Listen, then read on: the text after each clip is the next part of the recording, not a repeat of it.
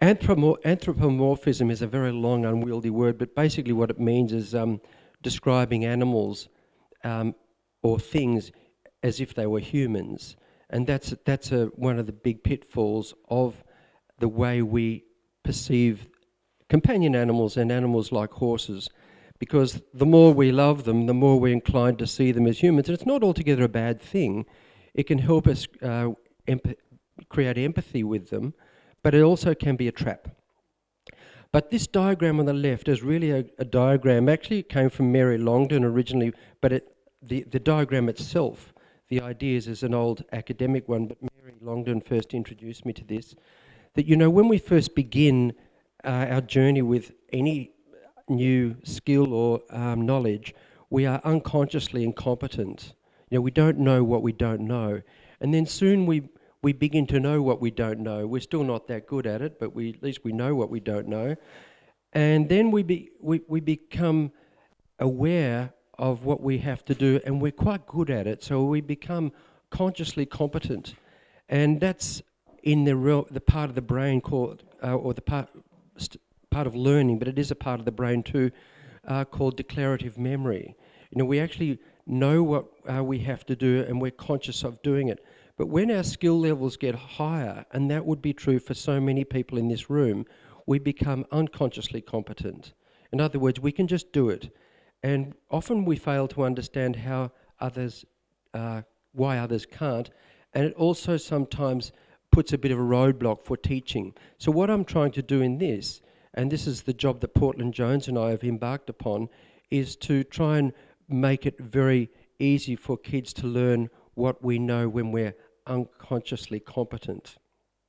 Equitation science itself, it isn't a method, and I want to stress that. It's actually your method. It just really is a way of getting us to do better by improving mostly our timing, as I said. So that's where we are. So much of the syllabus is devoted to about the horse, so that children get to learn as much as they can about the horse. It's an animal that's been around for a long time, 55 odd million years, and we've domesticated it for only around about 6,000 from studies in archaeology. We know that. And that's a very short amount of time. We haven't really changed the horse a lot, except we've changed its form by selective breeding. And we've probably also changed its behaviour a little bit in that we've made it much more tolerant. We call that habituation. It's much more easy to habituate to things. Some of them, of course, aren't. Like some of them are very flighty. And that's because we've reintroduced flighty genes. Mostly they came in through racing. Before racing came into the world in Britain, horses were generally much more utilitarian and easy to use. The family to church and all that, kids later on to school, and used in the farm. So the horse is really a horse, and he's very clever, very good at forming habits, very good at what we call operant conditioning and classical conditioning. I'll go through that in a minute. They're really easy learning processes to know, and you don't even have to know them in those words. It's only at A and B level we introduce them.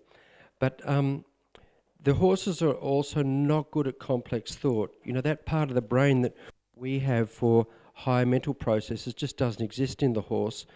And that's actually an advantage for him, because he doesn't sort of muck around inside his head wondering what he's going to have for dinner, or, when this great event's going to happen. He really is just living in the moment. And so it's important that we recognise that basically he is adapted to be a grazing animal on the open grassland, and that's a very dangerous place to be. Animals that have survived like that, for example, antelopes, zebras, quite a few. But when you're a grazing animal in the open grassland, not closed woodland, you're always visible to your predators, and that's quite different. And that's why the horse has got, amongst all vertebrates, the largest eyes, or amongst the largest eyes of all vertebrates, and exceptionally good hearing. I'll go through that a bit in a minute. So looking at his vision, first of all, horses have very panoramic vision. They can see up to almost 360, so almost full circle. And there's mostly a narrow range of binocular vision at the front, and their eyes on the side give them vision of either side. What is really interesting about horses and other grazers is that the right eye loads the left hemisphere of the brain, the left visual hemisphere, and the left eye loads the right. And so too do the left and right nostrils. And what it does, it gives the horse basically two hard drives. And that's why it's important that we introduce things to horses on both sides. Now, you already knew that, but you see, it helps to explain it in some way that the horse really, it's not just that he likes to, he actually needs to. And if his left eye hasn't seen what his right eye has, he might get a shock. And I remember that very well back in my eventing days at Wandon, which was the only one-day event where we had flowers around the arena. If you didn't go around on both reins and show him the flowers, if his first turn was left and his right eye never saw flowers before, quite often the horse would be going, "Wah," and you'd think, well, that's a bit stupid, you've already seen the flowers. But he says, no, I haven't. That right eye never saw them, because we went around on the other rein. Horses also have a visual strip. So instead of a retina full of visual cells like we do, they have a visual strip which is along the horizon. And so they see the horizon really well, which makes good sense for a prey animal. But they don't see above and below well. So they've got to really change their head height to see those things. Those peripheral aspects are really not good in the horse. But the other thing is, instead of having a central fovea like you and I do, where if we look at something, we're definitely focusing on it, the horse sees all of this equally. So his focus is actually quite equal everywhere. When he looks in a certain direction, it's mostly to give his eyes the full picture of what he wants to look at, as well as his ears to help.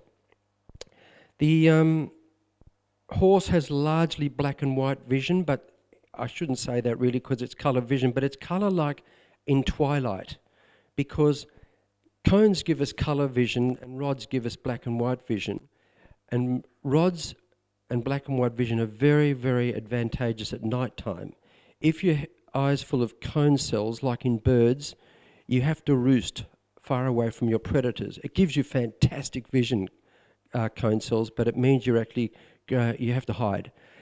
So most animals have black and white vision to a large extent, like more like twilight or dusk vision, and that's very important for the horse, so he can see at night. And I know as a kid, when I lived on King Island, we used to gallop our ponies to the beach and chase kangaroos, and then we'd come home at night, and we had 2 fences to jump on the way home, and we didn't even know exactly where the fences were when it was pitch black dark, but we relied on those ponies to just leap over and then turn hard left when landing, and they were good at it, luckily, or I wouldn't be here, I don't suppose. Now, he also has a very acute sense of smell. That Flehmen response in that picture where he raises his lip, what he does is he compresses air in his nostrils, and that increased air pressure causes the air to vaporize, condense in those nostrils and form droplets on this organ called Jacobson's organ, which basically gives him a really accurate readout. Very important for animals that need their sense of smell for food, but also for mating. You know, stallions need to know exactly when the mare's precisely in estrus, because otherwise he'll pay severely if he gets it wrong. I mentioned the prefrontal cortex is the area where we elaborate all of our thoughts and imaginings in, but the horse doesn't have that. So he can't think ahead and think back and roll the film forward and back like we can. But he has an excellent memory. That is a recognition memory, like a trigger-based memory. But he doesn't have a recall memory like we do, where we can think of the whole event. It's a real advantage to the horse, because it means that if he's been hurt with the whip or something like that, when he sees the whip next time, if it was a really severely bad experience, even weeks, months later, the visual picture of the whip will trigger a flight response. His sense of hearing is quite fantastic as well. What is unusual for a large animal is that he doesn't have hearing at the lower frequencies like most large animals, like elephants and whales do. He has hearing better in the higher frequency region. So our hearing ranges from 20 hertz to 20 kilohertz, but a horse's hearing ranges from 50 hertz to 33.5 kilohertz. So in other words, he hears at much higher frequencies. So there are things he's going to be able to hear that we probably can't. Also, I wanted to include this slide because many horsemen have talked about in the past the importance of the horses, getting control of the horse's legs. And that is really vital, that we do get control of the horse's legs. It's more important than even getting control of his head carriage. Of course, that makes it better because if we get control of his head carriage, we can make his back softer and we can put him into more of a posture of calmness. So that's very true. But nonetheless, getting absolute control of his legs in stop and go and turn and sideways of the hind legs is a really valuable thing. And there's a part of the brain which you can't see there because the slide's too small, called the substantia nigra, which is part of a big organ called the basal ganglia, which is all about control of movement. It's the largest user of dopamine in the brain, is the control of locomotion. And that's why it's really valuable to him in terms of learning, that if he gets to show escape behaviours and run away from things he's scared of, or on the other hand, if we get control of those legs, it has a really high coefficient of learning compared to other things. So we need to be aware of that the horse, the more we can control his limbs, the better he will be in hand and under saddle. And I use that picture at the bottom there because, you know, there's so many extremes of what the legs can do. That's a horse in reining doing a very strong crossover of the front legs. So there are all sorts of ways we can train the horse through reinforcement to use his legs. And that's really what dressage and jumping and reining and working equitation and polo is all about.